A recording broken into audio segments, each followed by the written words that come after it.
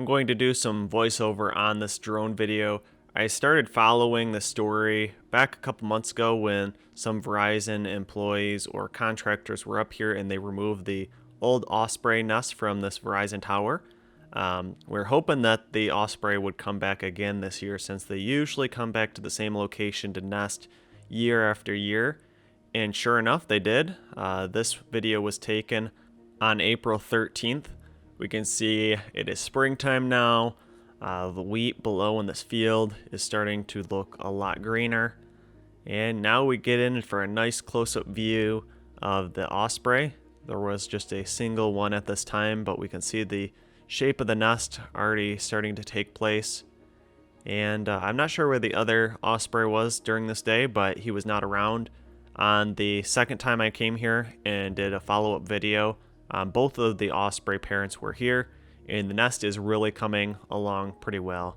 I'm going to jump in here and there, provide some voiceover details where I see certain things to point out to you guys, but other than that, I'll just let the background music take over from here.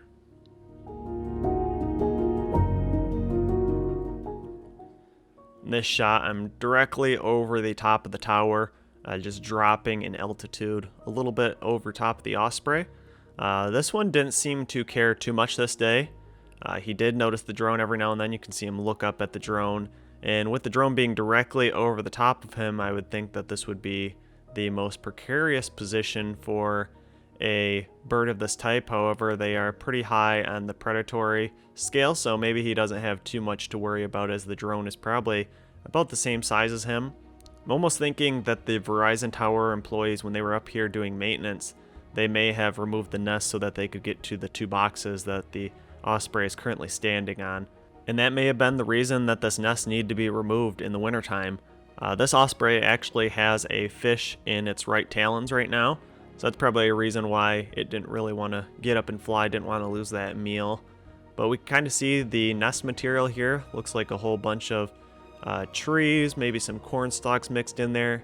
And it looks like they intertwine this material in the tower construction pretty well. Doesn't look like it would be very easy for this nest to actually come out of there in a big heavy windstorm. Now we can see a little bit closer up view of this Osprey. You can let me know if you guys think that this is the male or the female. Like I said though, I'm going to continue following this story as well.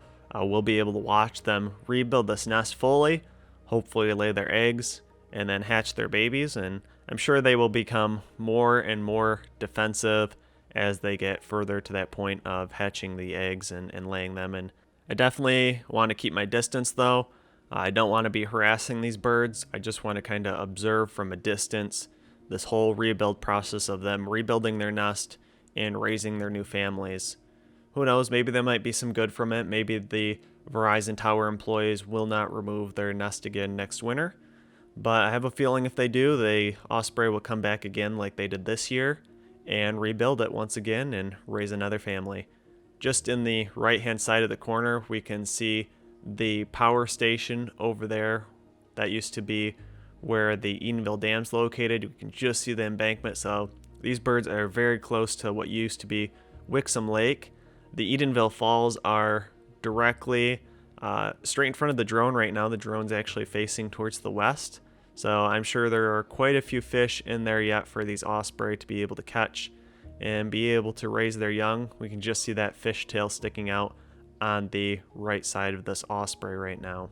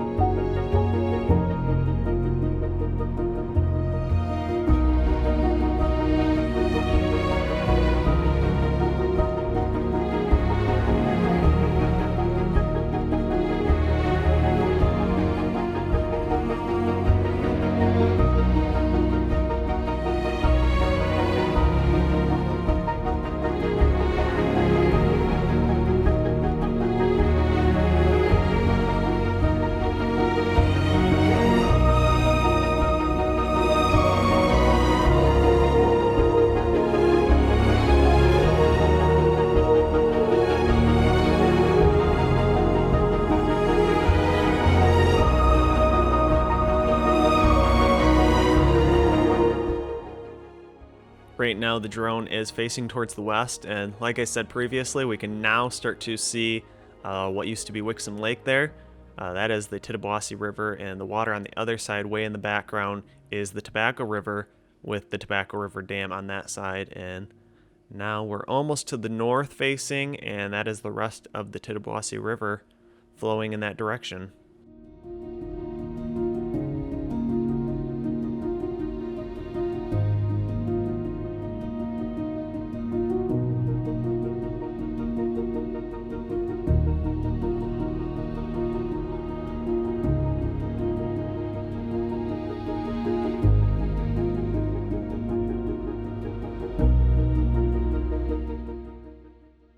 And I'll leave you with the last little bit of a close-up shot, getting in nice and close where we can see the fish in the talons of this osprey.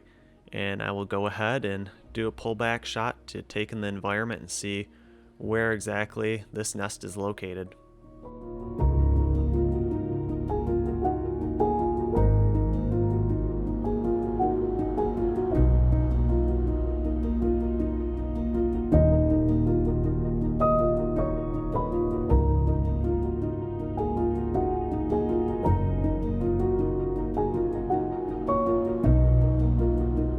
Thanks for watching, and make sure you hit the thumbs up button if you enjoyed this video. Also, make sure you subscribe so you don't miss the next videos I will be posting, and leave your questions, comments, and suggestions below.